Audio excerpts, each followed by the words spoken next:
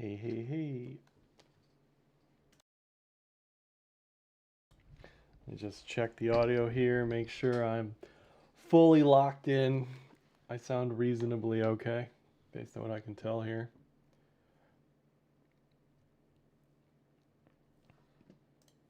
Man, oh man.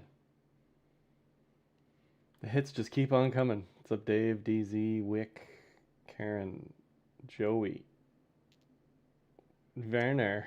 Werner is here. Matt. Matt says 33K by July, unironically. Let's see what this shows here. What do we got? What do we got? Anything fun today? Well, we got a bunch of regulatory headlines. That's not helping. We got CME coming in, or CME, CPI coming in slightly hotter than expected. That's not helping things. I don't know how much it's hurting things, but it's not helping things. And we were kind of just hanging out at 60-ish, waiting for something. And this clearly wasn't what the bulls wanted. If we take a look at this as well, we'll take a look at CoinGlass. If you want me to look at anything throughout the stream, let me know. Drop it in the chat. Give me a like, dislike, whatever. I'm trying to find, let's just pop this over here for now. Trying to find the old trusty dusty. So Q3 generally not great, you know, seasonality. Seasonality is weird because you'll get people on both sides of the coin that are like, you know, seasonality doesn't work, who cares? Seasonality's always worked. Of course it's important. Depends on hindsight, really. But going into Q4, I don't think it makes sense to be bearish. It doesn't look like 10 days into October we're going to necessarily close green for October, but we'll see. A lot can happen. If we look at the returns for October, I saw a chart on this, but if you look at the bottom here, the average and the median, I think most of the gains come in the latter 2/3 of October. In any event, we have not done a lot of green thus far in October. I saw this way late, but it's very interesting that the first day of October, almost always negative. Pretty wild. So it's just a probability game, you know? If you're like, okay, Q4 almost always positive, or October almost always positive, does it make sense to bet against that ahead of October? I don't think so. Does it make sense to bet positive things against a day for whatever reason? Quarterly rollover, whatever, that despite being bullish in the quarter has always been red on the day, you know?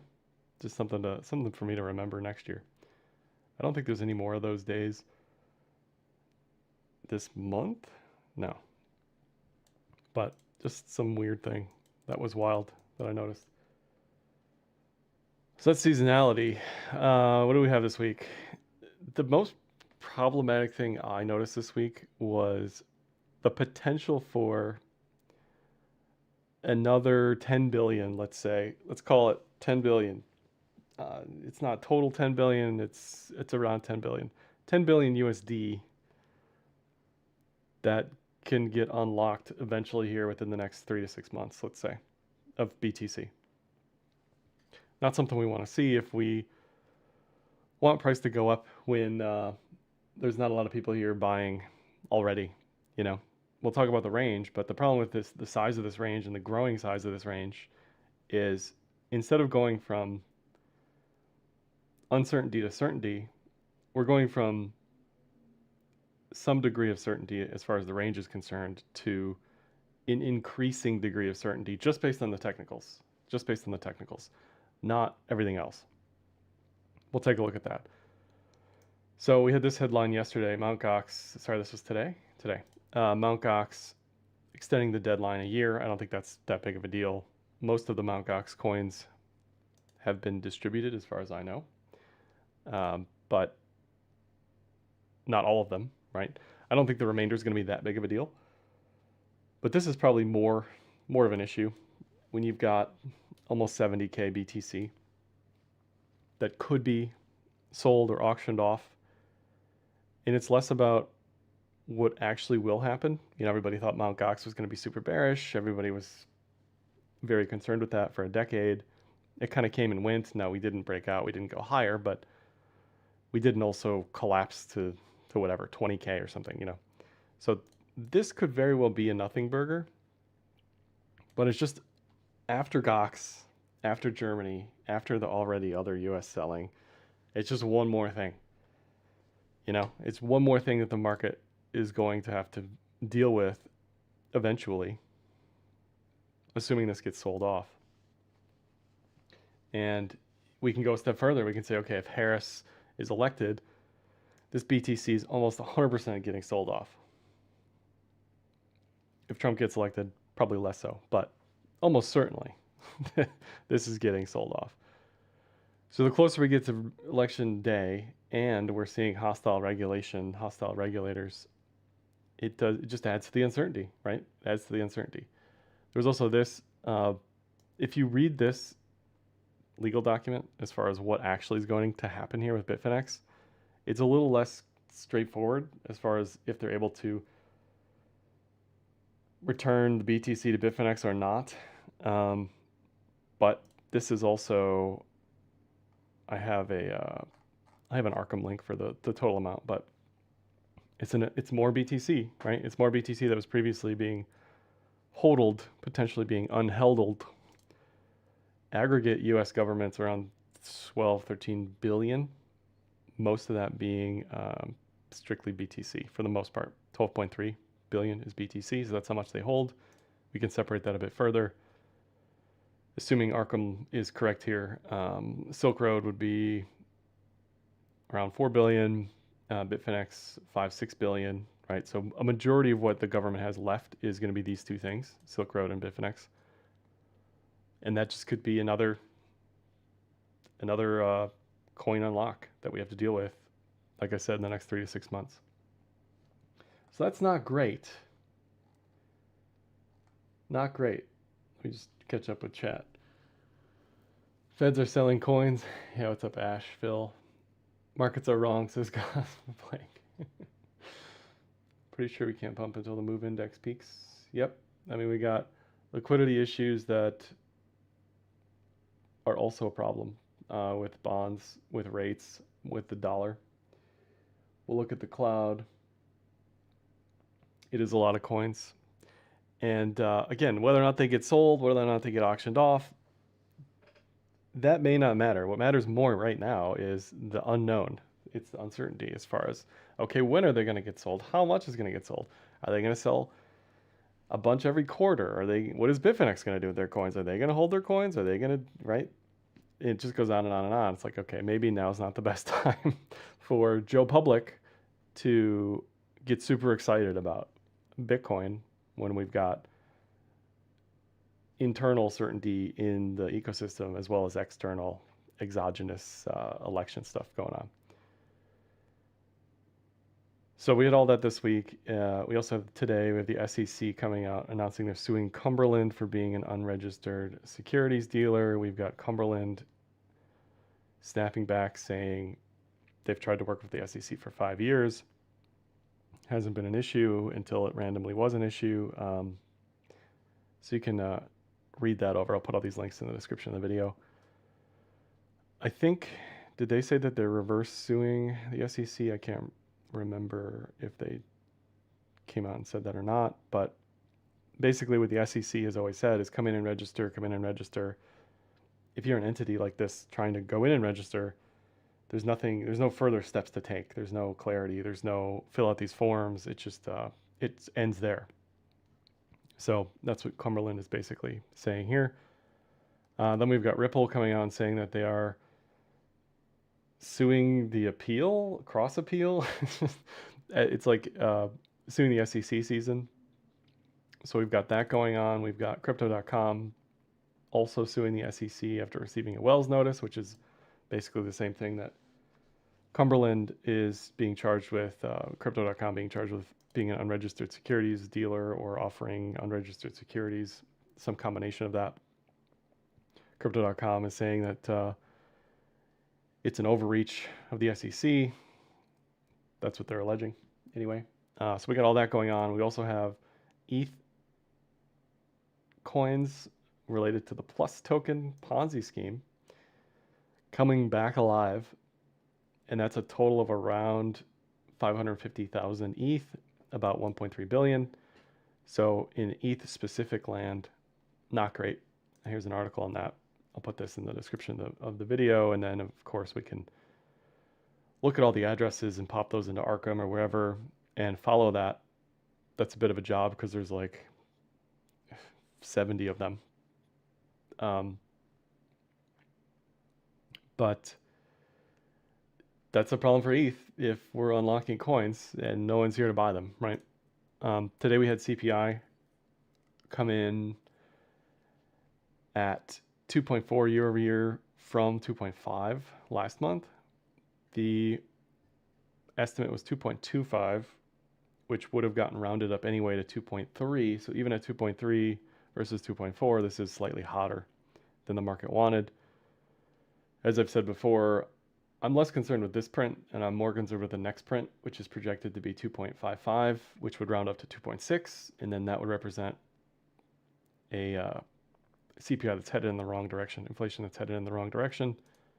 And the market's not going to be super happy with that information. Core CPI also up, depending on which time frame you want to look at it. I'm less concerned with core personally, but it is what it is. Those are the numbers. Not great. We also have the Fed coming out and saying, this is Bostic saying that there's some choppiness. Maybe we should take a pause in November. So we haven't quite seen the market pricing out a cut, but it's certainly priced out a 50 basis point cut, which the 50 versus 25 was 50-50. Now it's leaning 25 pretty heavily, but there's also this possibility that we don't see a cut at all. So this is making, ever since the jobs numbers came out last week that were far ahead of expectations, that brought a lot of volatility to the bond market. This number on CPI is also making the market question reality as far as what's going to happen here with rates. Thanks, Paul. So there's just a lot of stuff going on, right? A lot of uncertainty as far as who's doing what with when, and if we have this bedrock that is the bond market. We also had some auctions this week, but if we have the bedrock that is the bond market, trying to figure out what's going on, we have interest rates, we have inflation. Everybody thought they had clarity on at least some of those things, but now we have inflation kicking back up potentially, which we saw in Trueflation a little bit, and we can look at that. We can look at Trueflation. So we knew that was coming a little bit, especially next month with the energy numbers. It looks like Trueflation here is at 2%, down at 1.5 previously, but it's really the directionality of Trueflation that has been mostly correct. It's also undershooting CPI. So yeah, I mean, the odds that we keep cutting in this aggressive way are certainly dampened by CPI rising, which wasn't an impossibility, but the oil energy stuff coming back makes this a little more murky as far as what's going on. Yeah, the Phillies, man, the offense was just absent. I don't blame anybody except the offense because we couldn't string 2 hits together for multiple games. That's even with the Mets loading the bases like 3-4 times. Just absolutely wild that nobody could get a hit in that lineup. Sad. Just reading chat. Macro's not very bright right now. Dixie rising. Right, exactly. So with all this, with rates expectation, with the easing cycle expectations calming down a bit, dollar rebounded significantly, right? Because the dollar was pricing in cuts. It was pricing in lots of cuts. We're still we're still projected to have a bunch of cuts, but maybe not as fast as the market thought. And that's helping the dollar get stronger. Helping the dollar get stronger, and that's going to be a headwind for crypto for sure. So a lot of not so great headlines here, back to back to back to back over the past couple days. Looking at BTC, one thing I tweeted out earlier today, if I have it on here, there it is. I tweeted this out, I don't know, a couple hours ago maybe. It's funny because this was before some of these SEC headlines came out on Cumberland, but Cumberland, one of the bigger OTC providers in the space, used them multiple times throughout the years. I have no issues with them personally at all. But in any event, headlines like that, not great. Not great. Because then you've got algos hopping on, you've got people panicking, alts. I imagine Sol, I'm kind of surprised Sol isn't down more, considering Sol was specifically named in that SEC document, as was Algorand. I'm sure there were others. I haven't read it all completely yet, but markets got very angry off of that. So we have this low time frame chart pattern, inverted cup and handle, reversal pattern. And now, like I was saying, we're going from maybe possibly potentially starting to break out to more of the same, more of the same. Not much else to look at than what we've been looking at over the past 6 months, 8 months, 9 months.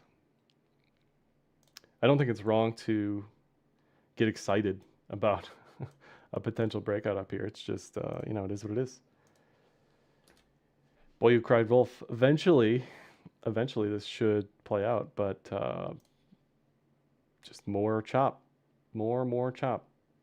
As far as the cloud is concerned, on the daily, any trend metrics we want to look at or think about, we are back under, potentially, depends on this daily close, back under the cloud. Not where we want to be if you're bullish. Just another false alarm from the cloud. Trend metrics are going to have a very hard time with understanding what's going on here. When you're plus or minus 15% back to back to back to back, very difficult. The 50 and the 200 also still were cross bearish, but it looked like we were attempting to turn a corner. So just is what it is, right? I mean, not much else to say. Not much else to say. We're losing the 50, that we got denied at the 200. All the more reason to just wait. And this is another part of the problem. Aside from growing uncertainty, lack of clarity, there's no urgency here from anybody to say, okay, yeah, I want to step in. I want to step in here and start buying, other than like the DCA people who've already been here for a while now. There's no breakout here. There's nothing. There's just lots and lots of chop. If we go to a different chart, let me pull up this one. So we've got, again, the range that everybody's been drawing, fine. You've also got this like widening. If we draw it using a different line here, it's just more and more, who knows, this is the growing uncertainty. We go from a pretty wide but small range to a growing huge range, right? So it's just tough, very tough for trend traders right now, for sure. But this is a resounding no on bullish continuation in the near term. The next thing to watch for would be election. On election night, how do you want to be positioned? What do you want to do? Do you want to be in leverage at all, right? These are just things to think about. I think it depends what it looks like ahead of the election itself. But again, if everything looks like this heading into election night, why would anybody want to do anything? There's no urgency. There's no impetus to take a trade or action here. So that's trend metrics, that's cloud. If we go to the weekly, look at B bands. I don't think B bands are super helpful here either. We're snaking in and around the 20-week moving average there. Really no direction just yet, but obviously this leans more bearish now that we're below the 20-week again. Just more of the same, more of the same. Not much else to say. And as far as the election itself, it's going to be very hard for anybody to predict with any degree of certainty what's going on there just because it's so close. Election might take days for the final results. Yeah, that's, I think, another reason to just do nothing until you're sure is what if we don't have the election results the night of, the day of, even the next day? You know, we could be into like recount territory for a week, depending on which states are close enough to, you know, you could go on and think about reasons and ways this could bring a lot of uncertainty in the market around election season, election day. So we're just back in the range, you know. Trying to think what else can I say about Bitcoin here. Losing 60 definitively, certainly very bearish. And again, I don't think it's incorrect. Anytime we're above the cloud here, I don't think it's incorrect to be bullish. It's just, we just haven't seen a definitive move one way or the other. What's up, Ramo? December Hopium. Yeah, exactly, DZ. If they're hand counting recounts, that could take a while.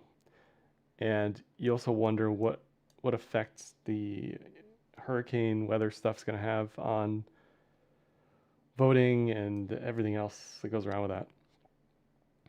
It's a month out, but still, I mean, it plays a factor, I'd imagine. So BTC, no direction, leaning bearish.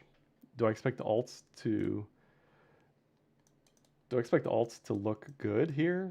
I don't think you can expect alts to look good here. We'll switch to Kraken and take a look. But that's BTC, and the range lower is the issue. Because again, if you were just trading the range, where do you decide to take action here? It's not until probably sub 52. So why would anybody want to do anything here? You know, there's just no reason. Let's take a look at alts. So BTC around 4% negative for the day. 24-hour rolling.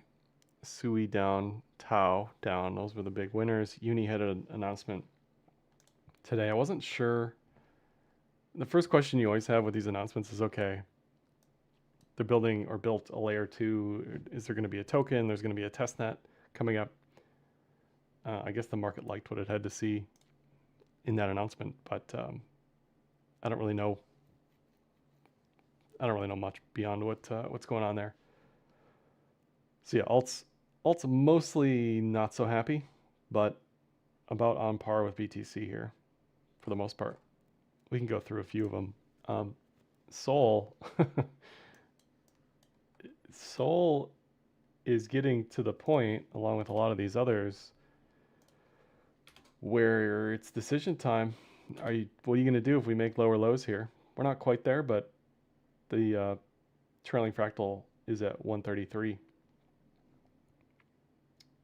So what do? Do you do anything? You could try to be a hero and add to a position, I suppose, but the cloud is not on your side. We're potentially busting a chart pattern reversal here. All the more reason to just not do a bunch of anything broadly. You know, I don't see a lot of clarity or certainty here, especially on Sol. Joey attacking the volunteers, counting the ballots. What are you going to be doing election night, Joey? Can I sign you up? I think it would go down to election results for who wins. Yeah. And I half wonder, are these SEC suits coming ahead of the election just to get them in case? Was this the timeline all along? You know, you kind of wonder what the political motivations are a little bit here. One way or the other, if anything. I don't know. Just speculation. Anyway, back to Solana. This whole thing has been a mega mess. It still is, but because this leans bearish, because this leans a negated or failed bottom, this would maybe break down. You know, there's really no certainty until you're either above the neckline, in this case 162, or you are making new lower lows, which would be 132.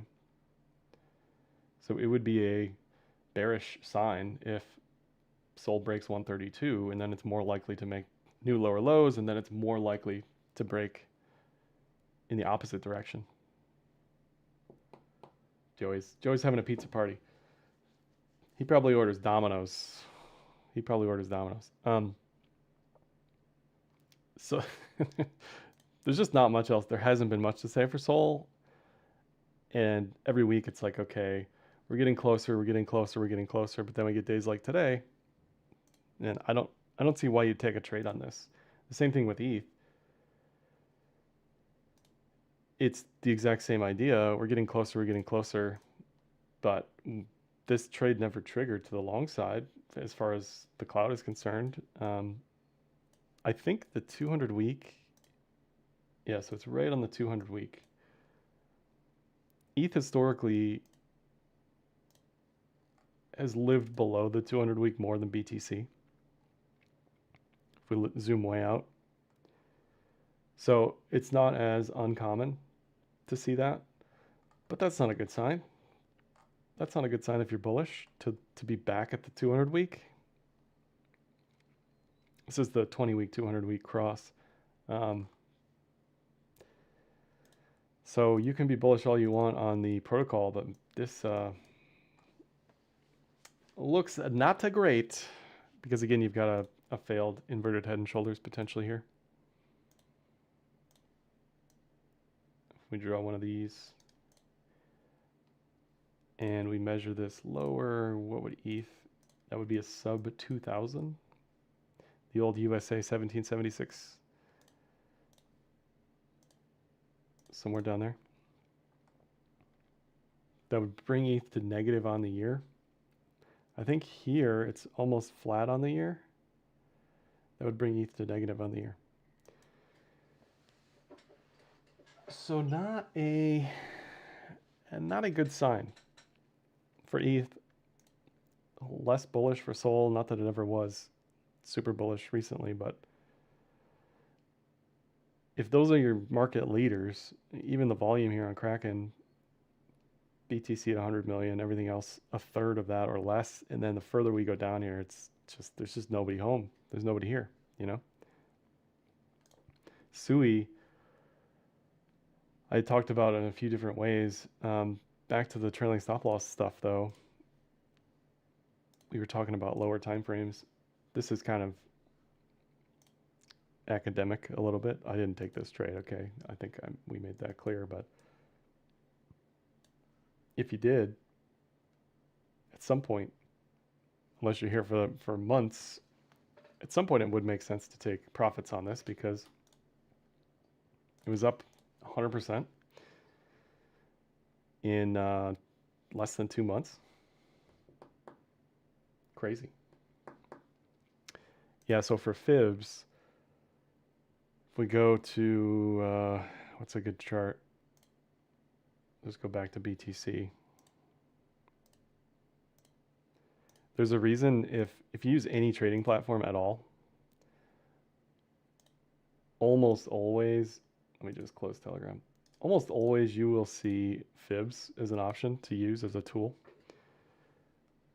So the first thing you want to do is identify a range high time frame, low time frame, doesn't matter.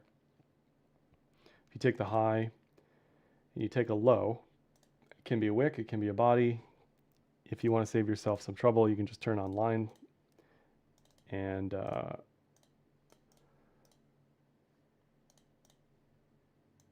that gets rid of all of the wicks. And you can say, okay, this is the range. That's it. Okay, that projects. If we're bullish, we're projecting this higher. If we're bearish, we're projecting this lower. And then that gives you directionality targets depending on where you think we're going. One of the reasons, back to this like low time frame, inverted cup and handle, kind of the same deal. Take the low, measure it from the high, and you project lower, and that's the target. I never do anything differently. It's always the same. It's like stupid simple as far as you take the range and you take the measured move, and that's it. I don't get fancy with any other versions of fibs here. I just use what I use. Most of the time, you will find that those levels are relevant. And that's it. You know, that's about as far as I take it with fibs. So ETH, Sol, Sui, all not happy. Tau was another market favorite. Tau,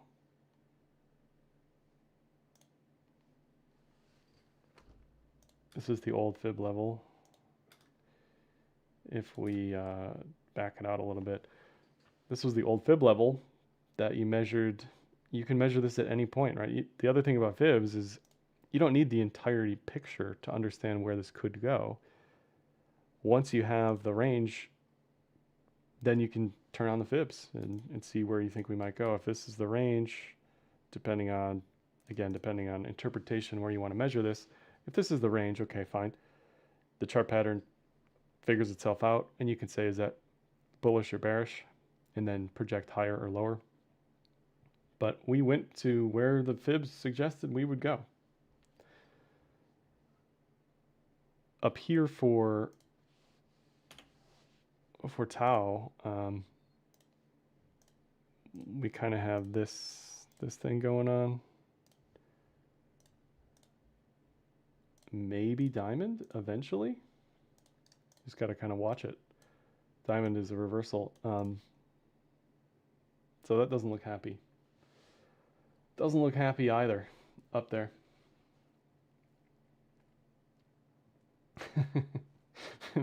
Mr. Bliss says a series of EMAs on the 1 minute chart said it was very clear we were going lower.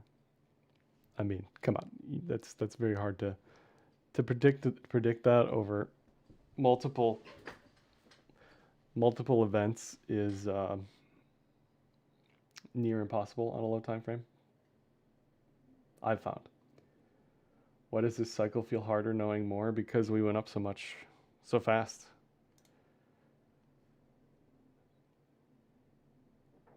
So I guess the question here is, does anything look good? Does anything look good enough to buy? I don't know. Not to me.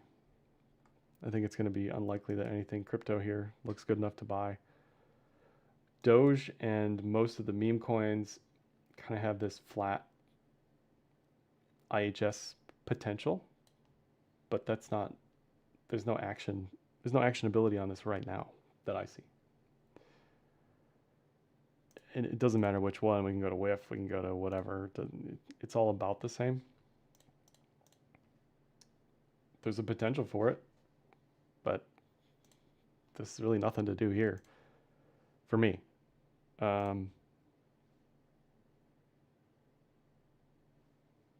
FTM, again, fibs, take the high, take the low. Almost got there, not quite. Almost got there. Aptos was one I opened and doubled up on. It reached the target. I chose to do nothing at the time. I don't think that's the wrong decision, but obviously it doesn't look great here. You just, it always depends on size, leverage, risk tolerance, entry. I think the biggest thing to watch for on this chart would be this is what you don't want to see. You know, a head and shoulders, any reversal pattern, setting itself up for that. GMX closed your short position. Did you not have funding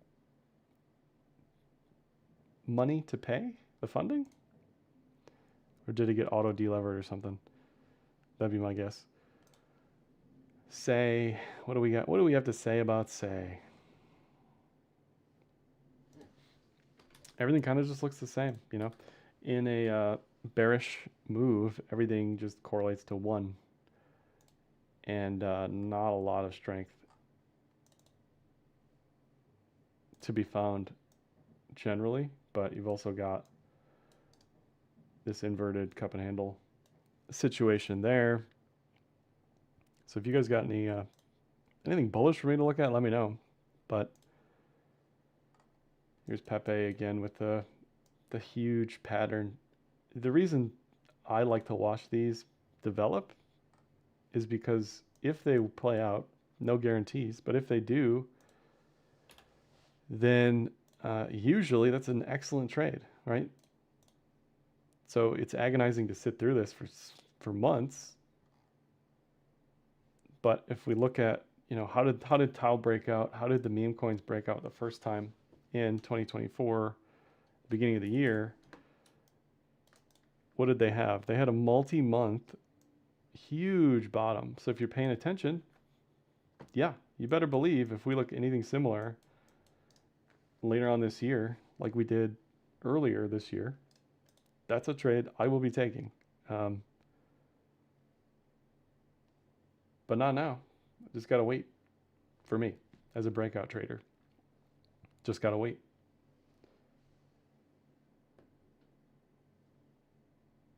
Thought we had an IHS on corn. Yeah, that's the other issue with this whole range. It kind of has something for everybody. You know, you could see what you want to see. Even the like the bears who are like, I'm not touching this, I'm just shorting every high. They could just say, you know what, we're not above this diagonal, so I'm not touching it. The range is expanding. That's the first problem. The second problem is it's not a horizontal, it's a diagonal we're talking about here. So we're talking about lower highs after lower highs. And we're just adding layers and layers and layers of uncertainty on when the breakout is actually happening. But yeah, sure. Like we talked about this one of these days, that there's this possibility. Now, to be fair to this potential, until we are down here, technically it's not invalidated. But man, do you really want to like trade the breakout before the breakout here and then not have a stop loss until down? It's just, there are so many ways in which you could just say, forget it, never mind, right? Just never mind. We could have also drawn it like this and said, there's a breakout, there's a neckline retest, and now we're making a lower low. It's the whole thing is just a mess, a giant mess, over and over and over again. Is DIA crypto? Haven't heard of that one, but I'll take a look. Across the board, I don't think there's too much worth even looking at here, honestly. Everything looks pretty much the same in that it is trying to make a consolidation. That's about it. I think that's about as far as we could go with that. Bitcoin did make a higher high, but it did not make a highest local high. And this is like, yeah, like we can agree that it made a higher high, but it also didn't make a new multi-month high, right? So I'm right there with you. I thought this was good enough for me personally too, but guess not. Guess not. Why is BTC selling off with all these non-BTC headlines is another thing. That just speaks to, I think, market's interpretation of any regulatory announcement is sell BTC, right? SEC plus random crypto company equals sell BTC. That's just how it is.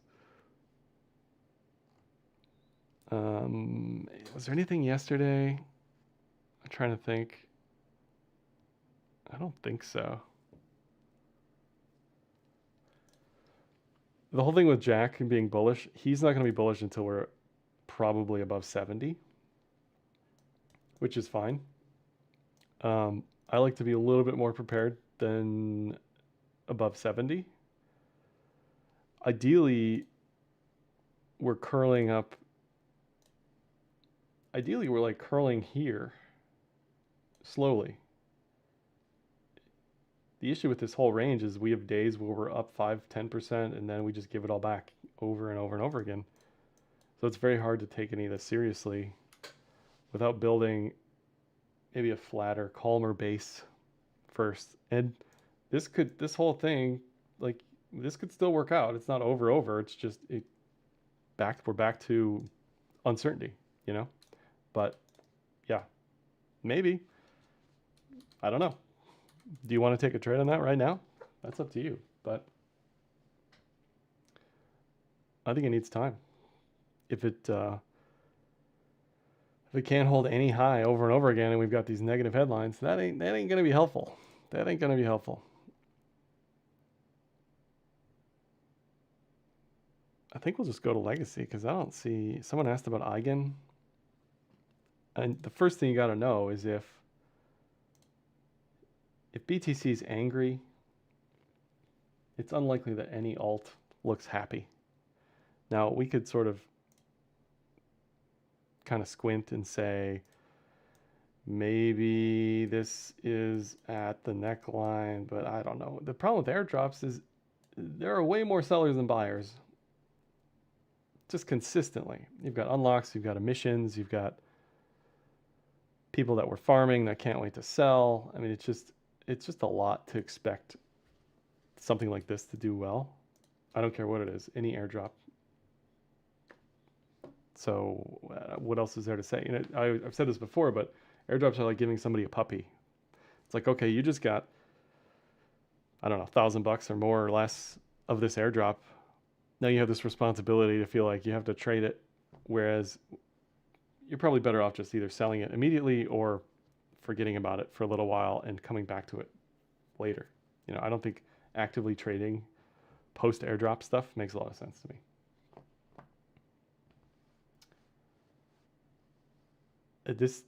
I don't see this as strength. This just looks like chop to me. So Bittest of Coins is talking about Trump's, I don't know what website, if this is just showing off Polymarket, Trump's odds, we can pull it up. Trump's odds were rising, and I don't know if that's the betting markets exclusively or if it's the betting markets looking at polls, looking at the Electoral College outcome. I don't know. I have no idea. I'm going to assume most people using Polymarket are leaning Trump anyway. I'm going to assume. But yes, Trump odds are rising. You'd think that would help alts. You'd think. But is this going to translate to reality? I don't know. I don't know what traders' reality is, Bliss. Yeah, the issue with the airdrops is I think people just they kind of crumble under the responsibility, or at least the perceived responsibility of trading around whatever, when it's like, okay, look, this started at 5 and it's at 360 here. There's this other like loss aversion mentality where it's, man, if I sell this too soon, blah blah blah blah blah, my amygdala is going to hate me, right? When in reality, you were given X amount of money for free, basically, and start there. Anything after that is positive. Arrow. By the way, if you are wondering, well, who I'm replying to, there's some people on Twitter that are also talking if you're just on YouTube, but we can pull up Arrow. So yeah, broadly, crypto not happy today, obviously. All of the total 2, total 3, you know, we can go through this and look at it, but it's the same story. It is still waiting for the breakout here. Set your alerts at like 930 billion. I want to do that myself. 937, you know, some random number up there. Doesn't look like now's the time.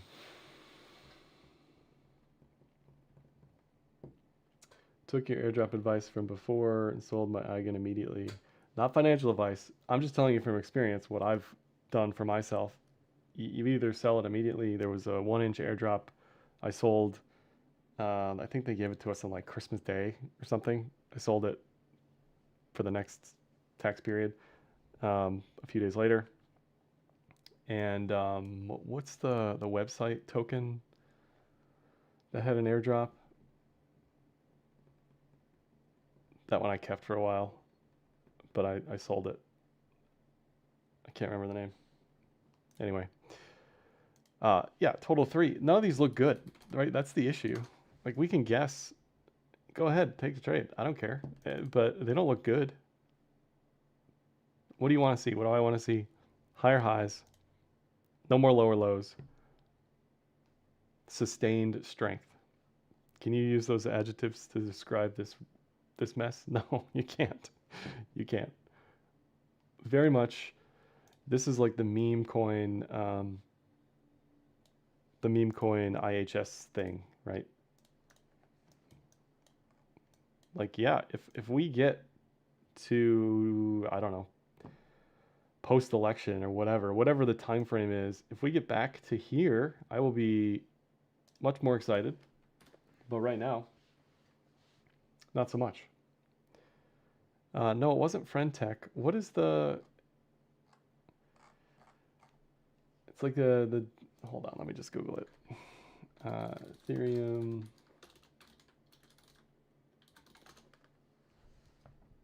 Oh, ENS, yeah. ENS. What is ENS doing today? ENS... Kraken has it. It's all over the place. There's got to be Binance. There we go. Yeah, so if you're like, this guy doesn't know what he's talking about with airdrops, blah, blah, blah, blah, just look at all of the airdrops historically. Look at, I don't know, 10 of them, 20 of them, 100 of them. See how they perform over time. They tend not to return to their open price. So let that be a lesson, you know? And if you think that's an incorrect evaluation, maybe just do a plus minus column, right? Like these have overperformed, these haven't. I'm guessing most of them have underperformed their initial listing price. I'm guessing. Betting markets skewed to younger men. Yeah, I agree. I just don't know. People were talking about this, of course, is getting highly political, but people were talking about whales coming in here and betting Trump versus Harris and like trying to reflect what they want rather than what is reality. I don't know. Whatever. The polls are closer than this, but this is what Polymarket currently shows.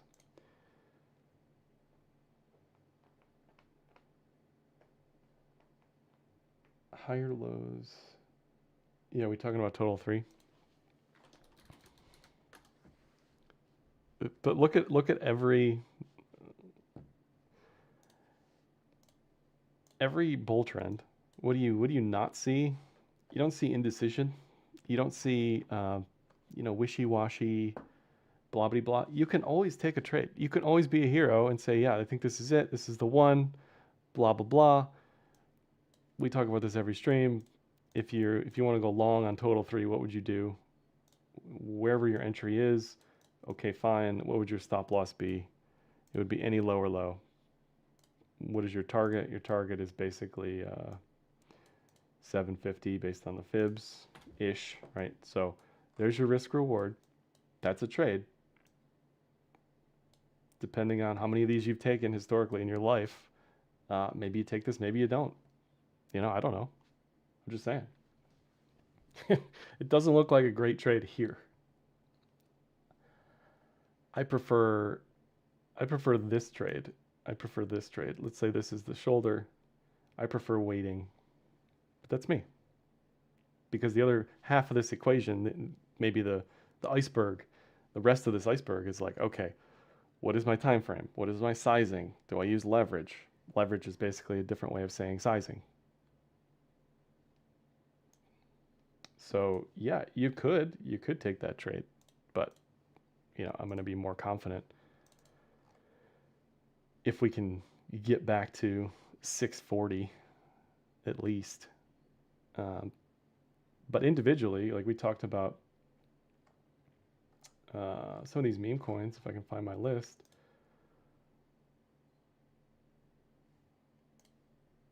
Like it's there, baby. You know, it's trying.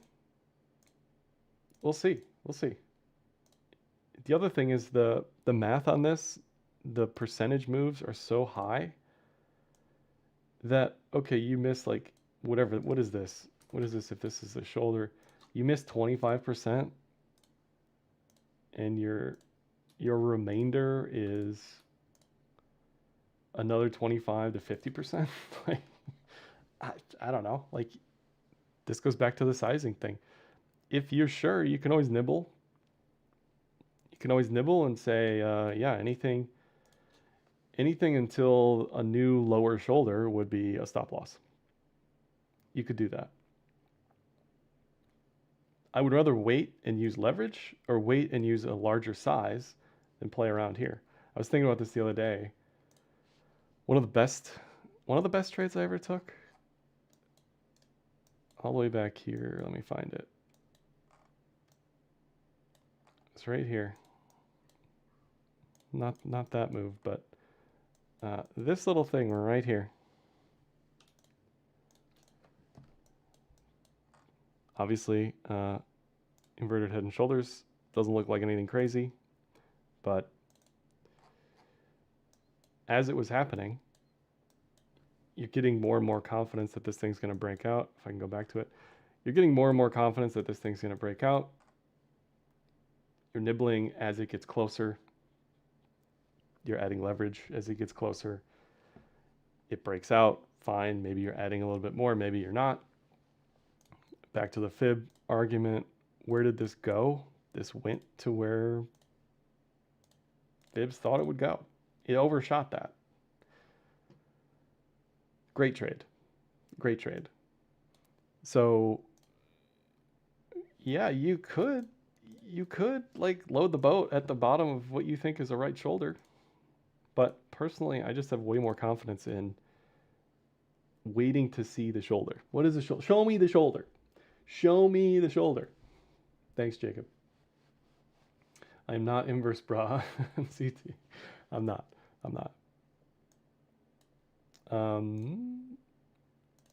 Someone's mentioning ETH BTC. ETH BTC looks ready to rip, they say. Well, I'll tell you what ETH BTC has going for it. A potential double bottom on the daily, and it's potentially making that double bottom in an old support resist area. But this goes back to confidence, you know, like, look, if you're sure, go for it. I have zero confidence that this is definitely the bottom, but yeah, you can always take these trades when they're, I think, clear in the risk reward. Let's pretend this ends up being a falling wedge. Let's pretend it measures to that. If we go to like, if we go to this, okay, right there. If you say this nonsense, some sort of falling wedge, it's got a bull div. If you can see that on stream, you can. Bull div on RSI. Yeah. Look, I don't hate it. I just have zero confidence that that is going to pan out. Zero. Especially with plus token coins moving.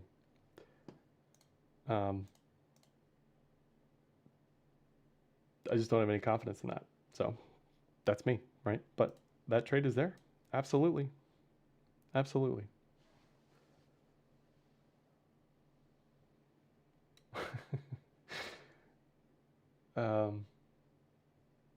All right. Let's go. Let's do miners and MSTR and whatever else. I guess we'll start with BitO. Well, IBIT. So IBIT, more of the same, obviously, just in the range. Sort of peaked above the cloud, back to below the cloud now. Just a heck of a time for trend indicators to try to figure out what's going on here. Very difficult to understand anything at all, right? Just chop after chop after chop over and over and over again. So there's nothing definitive outside of however you want to draw this channel, you know? You could go higher, you could go lower, you could draw some sort of curvature, right? Like we could get very fancy with it, but ultimately I don't think any different interpretation really tells you much of anything.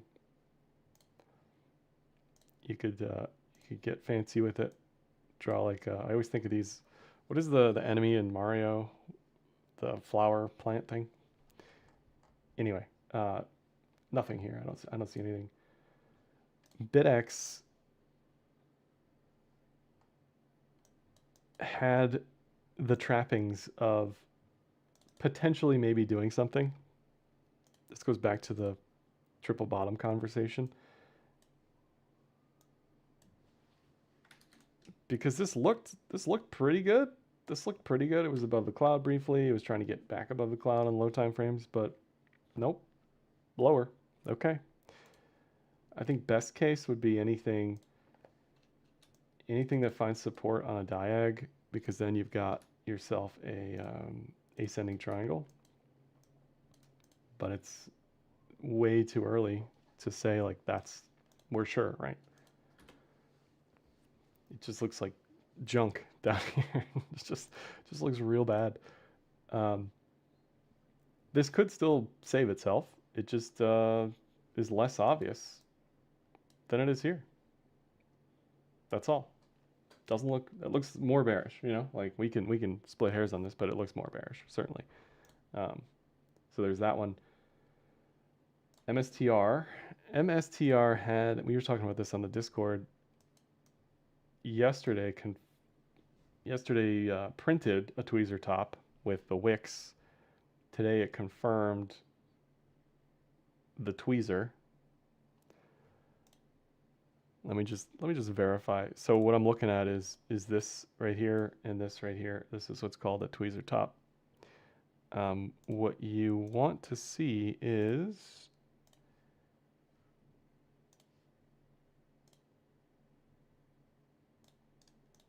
$139. Yeah, okay.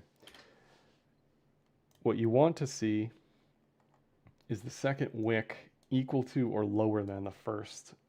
Technically, if this wick was higher, it would not be a tweezer, but I still would call it a tweezer. In any case, it is a full-blown tweezer up here. I still think it looks good, especially relative to BTC, especially relative to BitX. It's just a matter of what do you do here? You know, where's your break even? Where's your entry? What's your cost basis? What's your time frame? Blah, blah, blah, blah, blah. You could always reduce here. You could always do nothing. You know, it just depends, but it looks decent enough still. It certainly looks way better than BTC. You can give it that.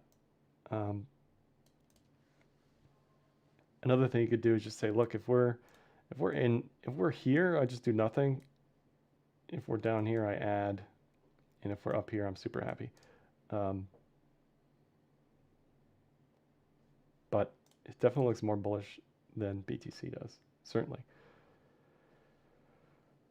It's just in the near term, you could get another one of these spilling back to the middle of the range, and doesn't look like anything super happy right now, right? If we draw the parallel channel, middle of the range would basically be 144-ish. But it still looks okay. It doesn't look horrible. It doesn't look horrible. Another thing we were talking about is this. I saw somebody, I forget who, but a low time frame, little head and shoulders up there. So it just depends on your plan personally for whatever this is. But there was another, if we go here, I think there's also, yeah. So if we look at the pitchfork, the tweezer is right on the midline of the pitchfork. Just coincidence. Just something else kind of saying it's going to need a little bit more momentum or consolidation. Now, I'd love to see this consolidate up here. Like 175 to 200. If it can hold this level, love it. Love it. Doesn't it feel wrong to favor MSTR? It definitely feels wrong, but what do you want to do? Be right or make money? I'm not a fan of the product personally, but I can read the room. Would you rather trade this or any altcoin right now? Would you rather trade this or any leveraged BTC product right now? So it kind of speaks for itself. It looks better than Solana. It looks better than ETH. It looks better than just about anything. So it is what it is. What's up, Coops? But I agree with you. The premium to NAV is expanding. That makes no sense to me. I don't know if the short MSTR long BTC people are still short MSTR. I know the short float or the short interest is still quite high. But why would this premium expand? I don't know. I don't have any good reasons that make sense, you know? So it is what it is. If it's expanding, I'm there. I'll be there. But when it's outperforming BITX, it just makes less sense to trade BITX, right? BITX is down 5% today. MSTR is down less than 3. If it outperforms on the way up and outperforms on the way down, it just it's kind of a no-brainer, right? So one other thing to watch out for would be Head and Shoulders. That's down the road, but there's like first formations of that here. So next steps would just be, can this consolidate at this range? But it still looks great. It looks way better than anything else, hands down. SMLR, poor man's MSTR. Doesn't quite look like a trade for me here, but it's something to maybe consider at like 36 later on in the year. For those unfamiliar, SMLR also has a BTC Treasury strategy, but I don't like sitting in this at lows personally. That's just me. Coin looks atrocious, and you gotta think if Harris gets elected, Coin's gonna be at least perceived to be in trouble, even more so.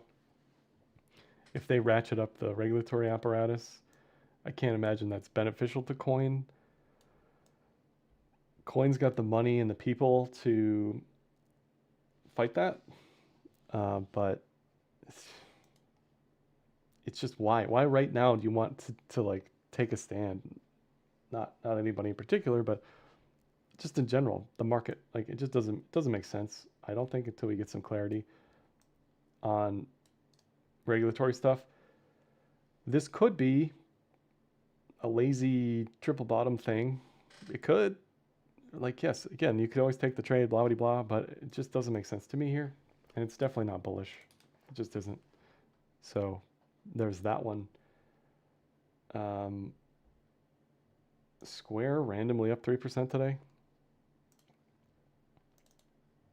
Square's in this like forever range of hell where it's just consolidating for years and years and years and years. It looks okay. I have not much else to say there. PayPal kind of similar, trying to hold those highs. Looks fine. Looks like it broke out.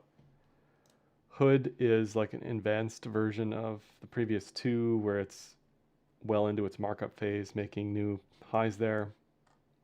Somebody had asked me if I like ads on this. It's tough because it's already up so much, but if you're just trading this as like some sort of cup and handle thing, sure. I much prefer this down here where I was trading it than up here, just because you kind of missed a lot of the move. That isn't to say this can't keep going, but much like coin, depending on the regulatory environment, things may look even better for Hood, depending on who gets elected, you know? What do I think about Coinbase not publishing proof of reserves? That doesn't really matter to me, honestly. There are lots of ways to commit shenanigans, and I think that's like one of the last ways they want to do anything. So, you know, the maxis are going to get all up in a huff and a puff about it, but we've got bigger problems than Coinbase for sure. MSTR is bullish. They haven't announced their recent buy. They have QQQ inclusion coming in December, potentially, but I think they qualify for the S&P, but I doubt the S&P will add them ever. I also kind of doubt the Qs would add them.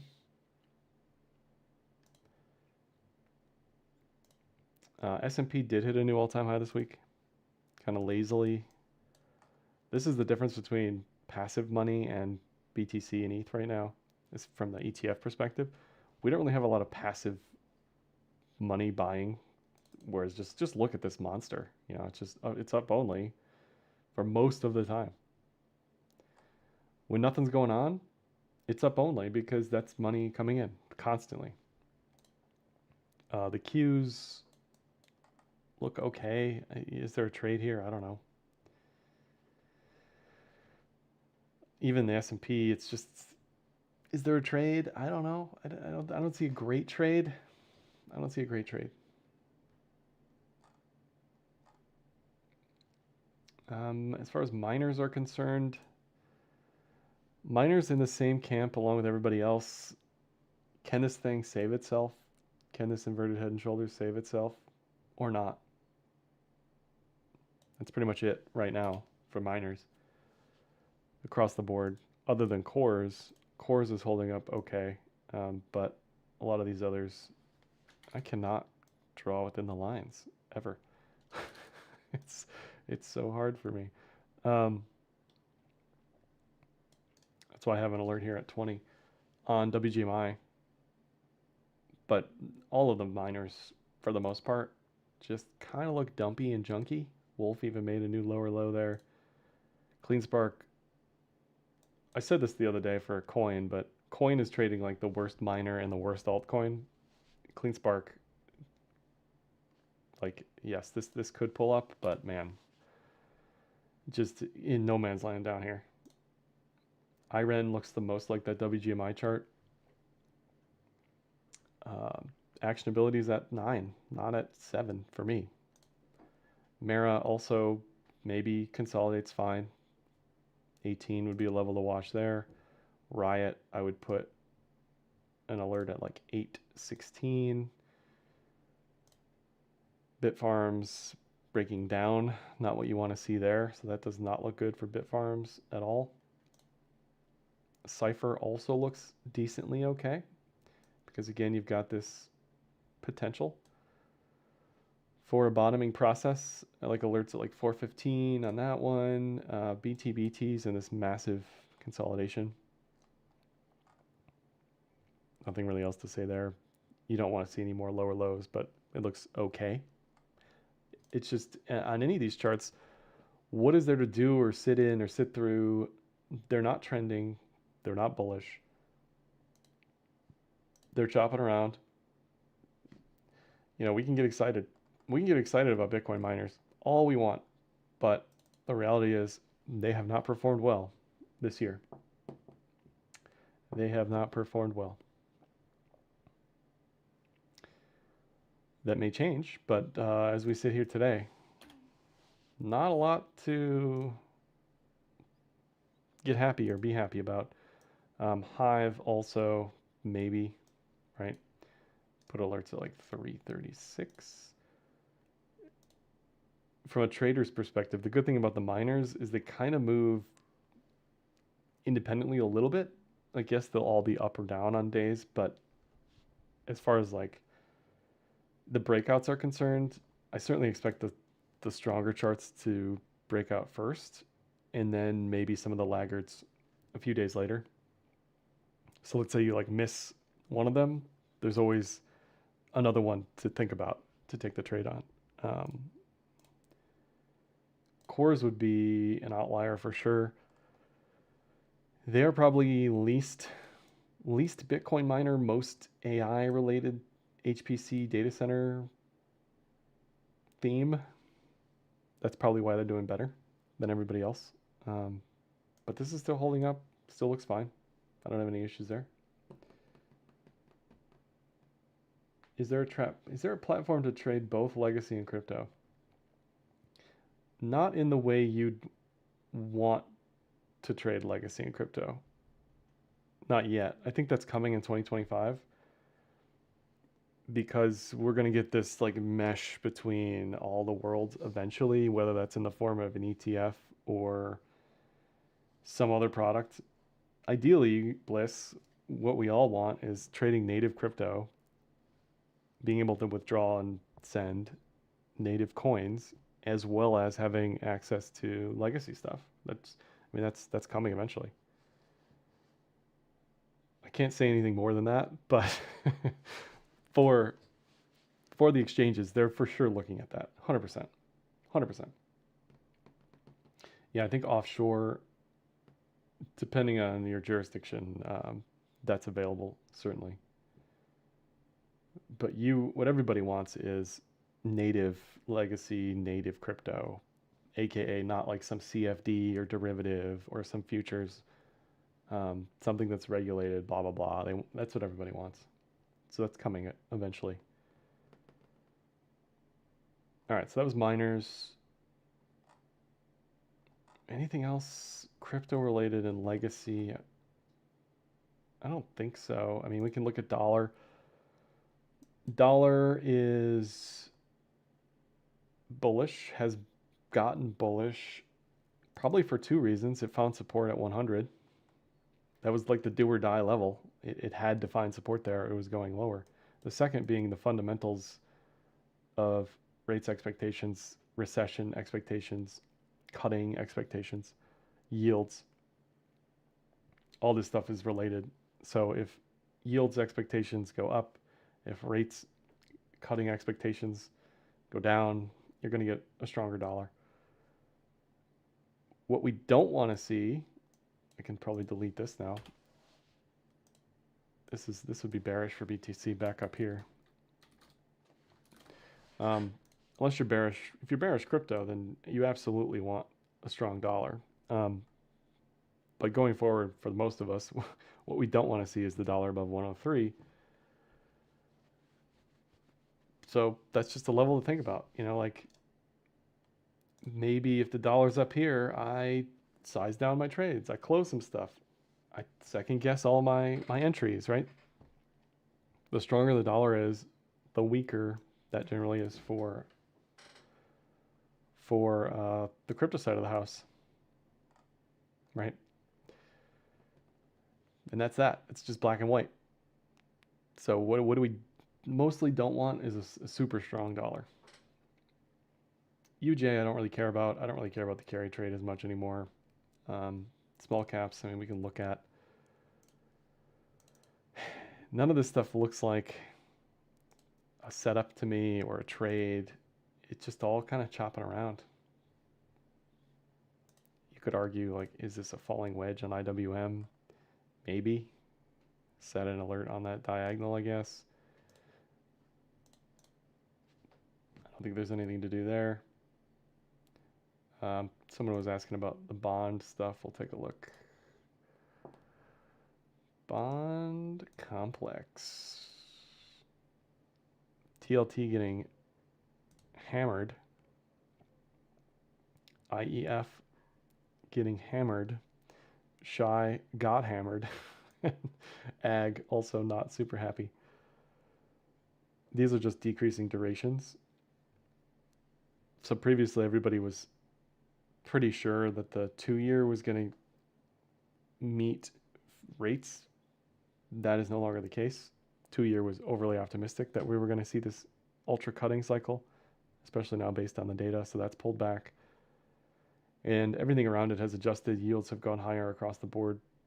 So you're seeing prices lower across the board. Depending on your risk tolerance, you still like some of this stuff. Not necessarily for the price appreciation, but just for the yields. I think over the long term, it's silly to hold a 20-year treasury bond expecting it to outperform inflation over that period. But, you know, there's still lots of people who love TLT here. There's still lots of people who love the dollar regardless. It's weird that alts are outperforming BTC on this downtrend. Outperforming to the downside?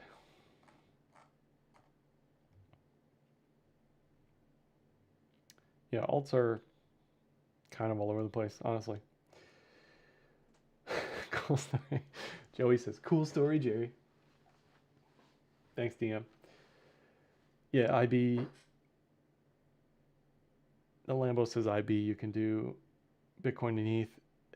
Bro, people want to trade their 401k into Dex Screener. Okay, that's what they want.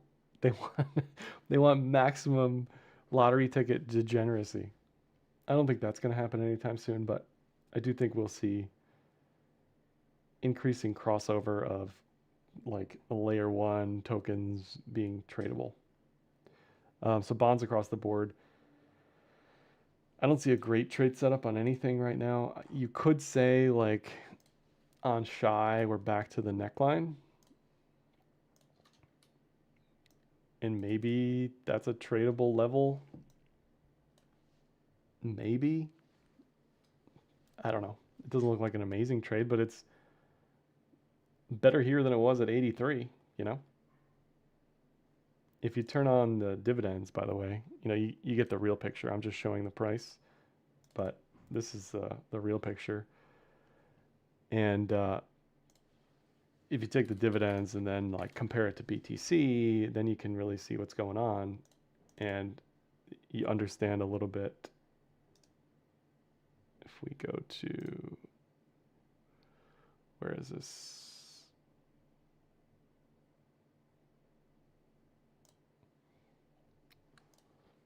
Pin it to the same scale. Come on. Come on, do it.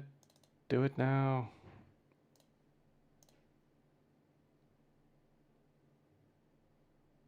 Pinned to right scale. Pinned to new left scale. Merge all scales. Oh, I know why. Anyway, point is, BTC outperformed by a bajillion %, right? BTC's up 160 since mid last year. We go year to date. BTC's up 30, Shy's up 3.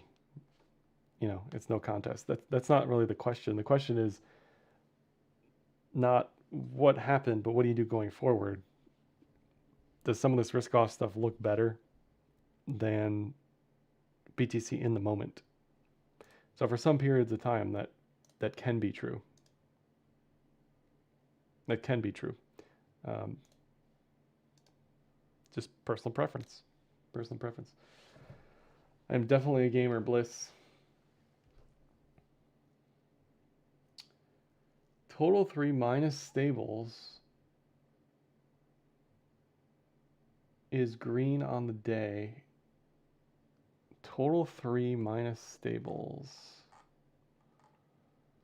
This is the only This is the only thing I really care about. This isn't dominance, but it looks like dominance. It's Bitcoin minus total 2. At the end of a bull market, this will look upside down. So this will be negative. So if we're at the end of the bull market, alts will outperform. That's really the only thing I care about. I could care less about total 2 or total 3. What I really care about is total 2 or total 3 greater than or less than BTC. If alt market cap is less than BTC, historically, that means we are still in a bull market. In earlier mid stages, if total 2 is greater than BTC market cap, that's usually the 8th or 9th inning of a bull market. So I could care less. What does total 2 really tell you? It's full of junk, as many people have pointed out in the chat, specifically ETH. You know, total 2 has ETH, total 3 has Sol. You could go down the list. It gives you directionality loosely, but it doesn't tell you the full story for an individual token. So I don't really see why that even matters. Personally, I think there are a lot of people who are way too focused on dominance and less understanding of individual charts, personally. Dominance is certainly helpful, for sure. But for most people, it doesn't tell them what they don't already know. They're just kind of ignoring the obvious. That's all.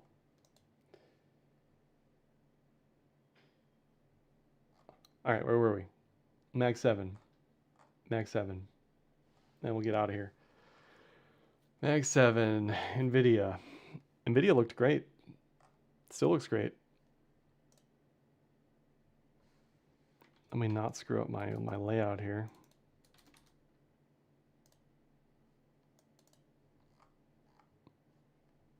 Sorry, if I don't fix this now, I'm gonna come back to it and wonder what the heck was happening. All right, NVIDIA.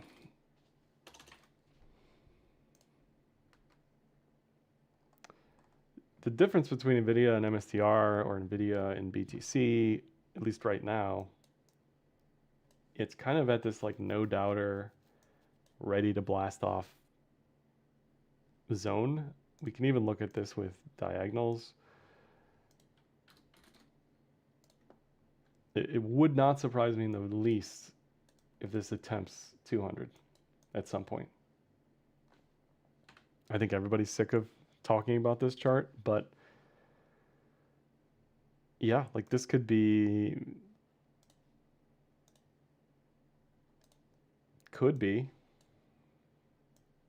right? There's your parabolic whatever to watch for. Unlike BTC, we've definitely made a new multi-month high. It's holding that high. It's ready to clean out the rest of these highs here pretty soon. It looks great. It looks really, really good. Staking Pepe with your Vanguard 401k. Yeah, exactly. That's what the people really want. They really want that. For sure. Total 3 is a way to compare your alt to the average alt. Yeah, Oliver, I'm not going to disagree. Like BTC pairs or alt pairs relative to the index. That's an important thing to know that exists, but I think people kind of over-index on total 3 or total 2 just because they're loaded with just complete garbage. Have you guys like looked at the past the first 100 coins on CoinMarketCap? I mean, the stuff that's in that list, it doesn't get any better past then, you know? So what are we even talking about here? It's just garbage in, garbage out.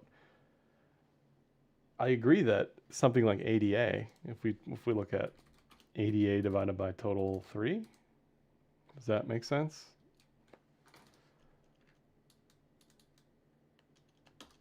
Let's see what this looks like. Like if your coin cannot outperform total 3, which is already junk, maybe that's a sign. You'd probably have to like subtract crypto cap ADA or something, you know, you can get into this pretty deep. There we go. Let's do that. It looks about the same. So I agree with you. If you're trading junk, you want that junk to look better than the other junk, 100%. But I naturally tend to avoid the junk, so maybe it's less important for me individually. But yeah, you're not wrong. You definitely want to outperform total 3. Otherwise, what are you doing? You know, if you're not holding the strongest alt, what's the point? What's the point? Anyway, okay. So Nvidia looks good. I think the cloud looks good. The chart patterns look good. The trend metrics look good. This looks fine. It looks probably fine all the way down to 125 again. Looks fine. Apple just consolidating. Maybe an ascending triangle. Do I have the right cloud? I do. Maybe an ascending triangle, kind of like Meta. Meta's ascending triangle took a very long time to play out, but it did break out. It did break out. So it looks okay. You can't deny that. Microsoft is kind of on the struggle bus here because it's got a lot of not so great options for resolution. Trend metrics are leaning neutral to bearish. It's got a lot of like head and shoulders type vibes. Not something you want to see to take a trade on, I don't think. Even if this is 50-50, like, okay. If you think it's 50-50, your stop loss is always going to be new lows or new highs. I don't think there's anything to do here for me. Netflix, I do not understand Netflix because even this thing, it's just continuous all-time highs on Netflix. Is what it is. It's not for me. I'll leave that there. Amazon, a lot like Microsoft, you have to be careful about this eventual diamond possibility.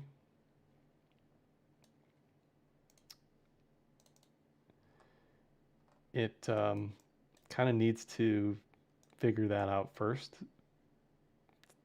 Like this could break higher. I'm not saying it can't, but right now, I don't know. Google, kind of like crypto, has a bunch of regulators at its throat trying to break it up. It's going to be interesting to see if Google preemptively breaks out like YouTube away from the rest of the stuff. I don't know, right? Search, whatever else.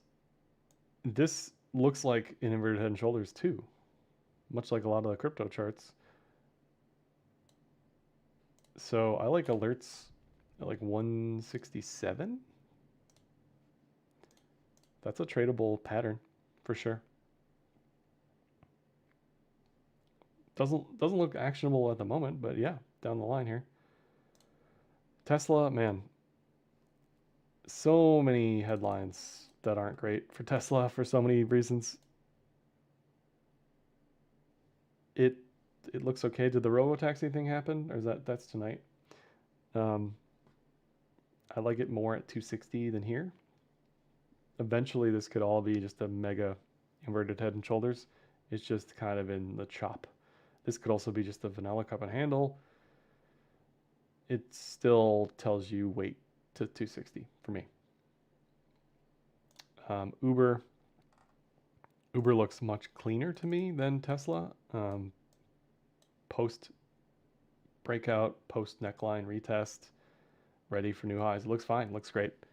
Somebody showed me this one earlier. Uber against Tesla also looks like, you probably know what I'm going to say here, but it looks like Uber trying to bottom against Tesla.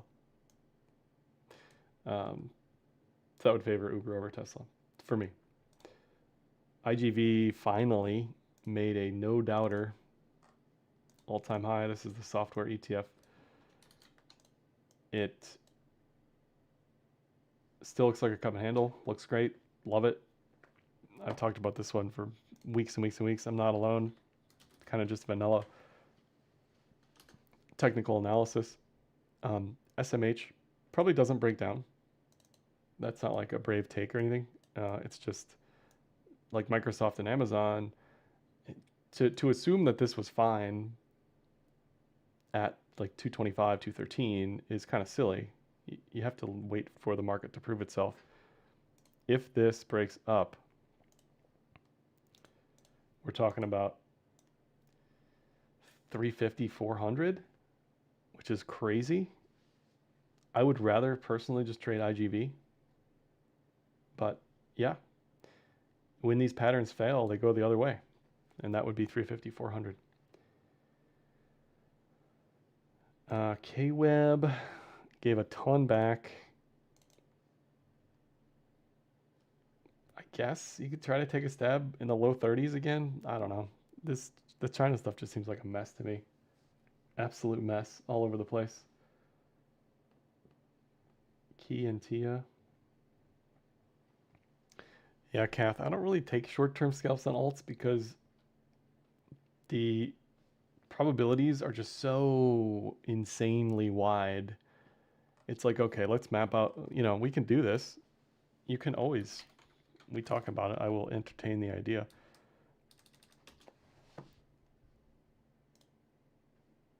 If you think about like the Uber chart or the IGV chart or the NVIDIA chart, why bother?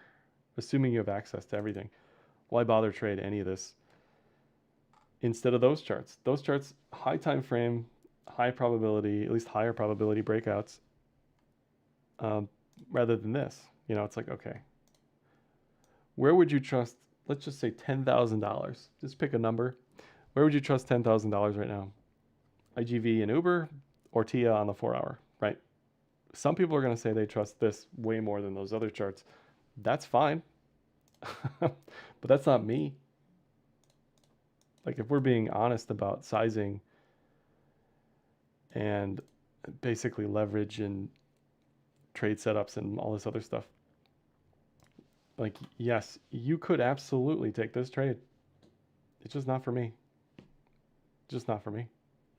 I have much better experience with the high time frame stuff than this low time frame stuff. That's all. Which is why for charts like this, what you don't want to miss is the multi-month consolidation that this thing looks like it's in. So I would rather wait another 3-4 weeks just to see how this looks going into November, because you can kind of see it. I mean, there's a bunch of stuff trying to happen here, right? So this is like the ideal setup to wait for. You can see on the daily, it's only been below the cloud. There's been no activity up here whatsoever. So I would rather wait on this personally to see what happens than take any low time frame trades on this, because this could easily just spill lower, and then it's all for naught, right? We can even look at this against IGV just as a interesting little exercise. And you could also just say, for the moment, IGV might look better, but going into, again, same time period, maybe TIA, maybe that's when we focus on alts over this other stuff.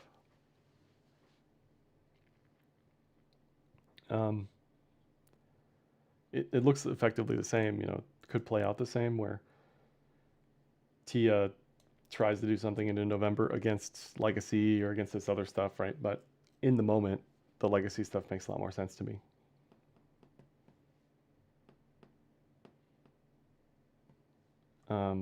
What else? Anything else anybody wants me to look at before we get out of here and call it?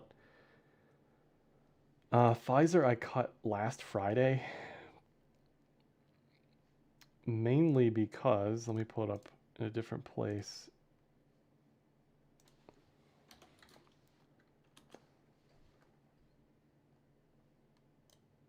So what I didn't like was this. I did not like this. Did not look good on the daily. Still doesn't look great. It had some activists come in, whatever, blah, blah, blah. I don't know. It just I was sitting in this thing for a long time. Wasn't really going anywhere. Roblox also had some short report from Heisenberg. No, what is it? Not Heisenberg. Hindenburg.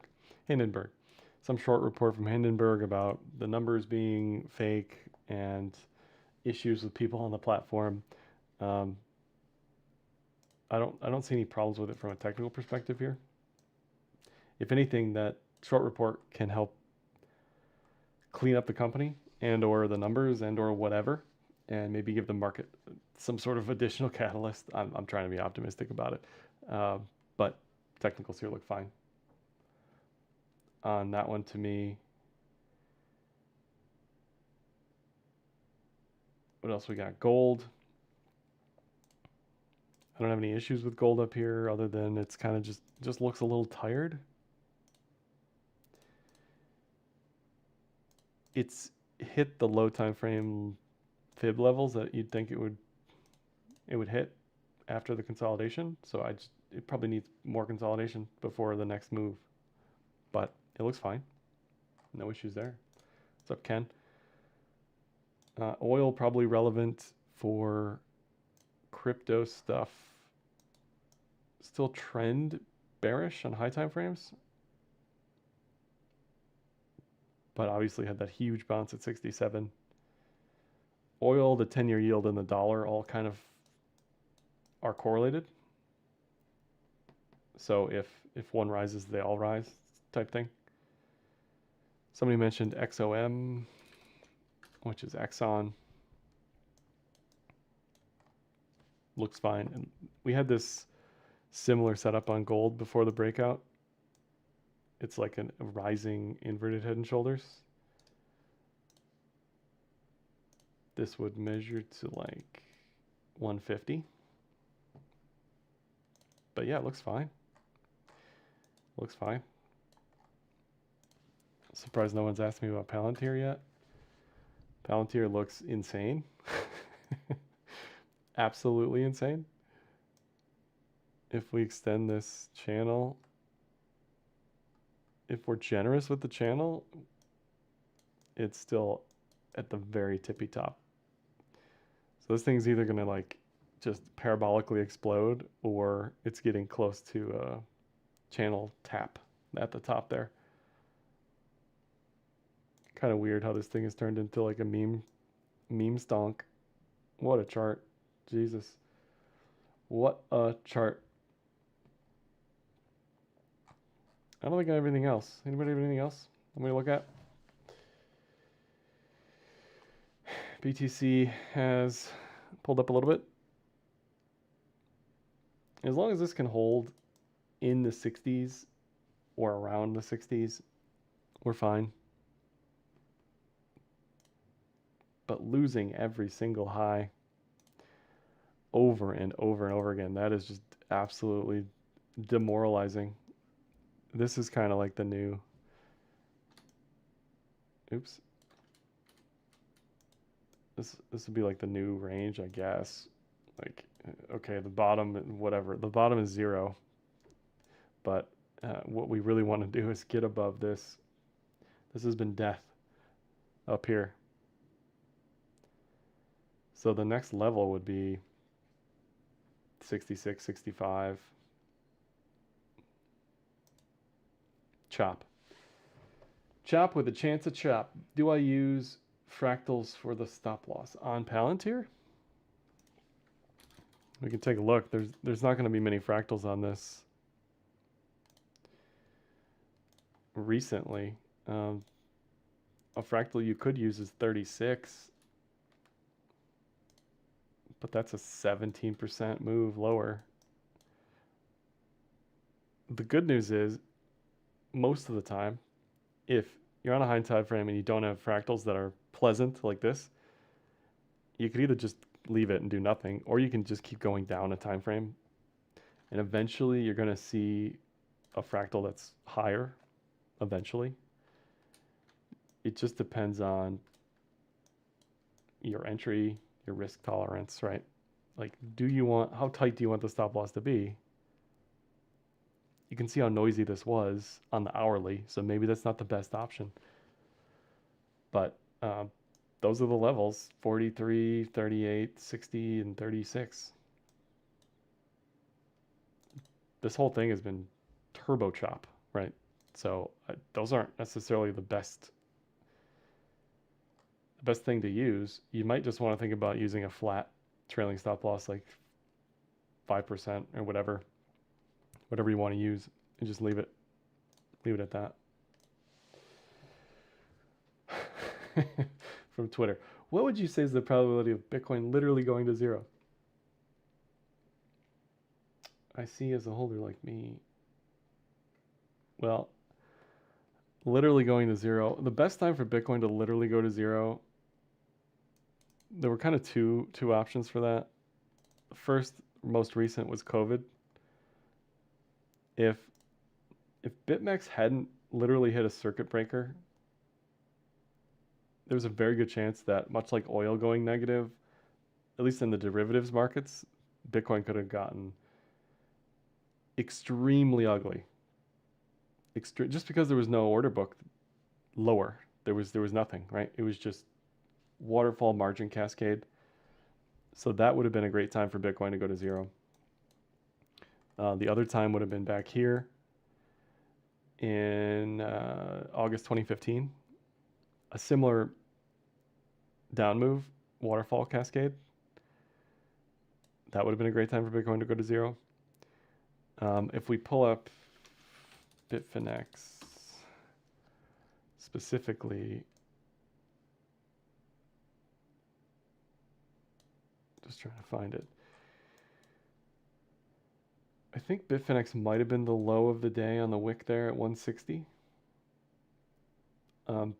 But for the most part, it's always because of waterfall cascade type stuff. There was also this in 2014. I can't remember if this was the day it was like official at Gox was completely closed. But once again, that's a waterfall cascade, right? Where we're just getting margin calls that are calling more margin calls, and it's just over and over and over again. So it's like extreme events like that. Yeah, that's possible, right? And like how is the order book constructed? What are the market makers doing in those time periods? That's how we get to zero quickly. I think it's going to be hard to go to zero slowly, but yeah. Palantir just looked at. Hood we looked at earlier. It looks fine. It's at highs. It looks better than most of the market. It's holding up well. It looks good. 30 to 35. I think, what is like the long-term cloud target on this? It's faint, but I think 45.50 was like the moonshot target when we were talking about it in 2023.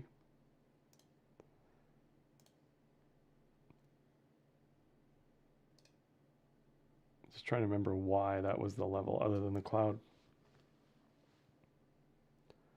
But it's already 100% above the top of the previous range.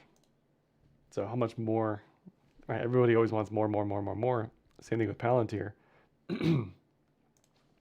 Like, yeah, we could play this game where we just say we take the high, we take the low. This is something, a pattern, whatever. Like, we could make targets like on crypto where it's like 150 to 300. Usually you need to reconsolidate close to all the all-time highs. Usually. So to say with confidence that that's the level to watch for, it doesn't really make sense to me. But yeah, it looks okay. All right, gentlemen and ladies and everybody else, I think that's all I got for this one. Toss me a like, dislike, comment, share, subscribe. Thanks for hanging out. If you watch this in the replay, let me know what you think in the comments. If you want me to see look at anything. And we'll talk for Setup Sunday. Take care. I always forget how to close this thing.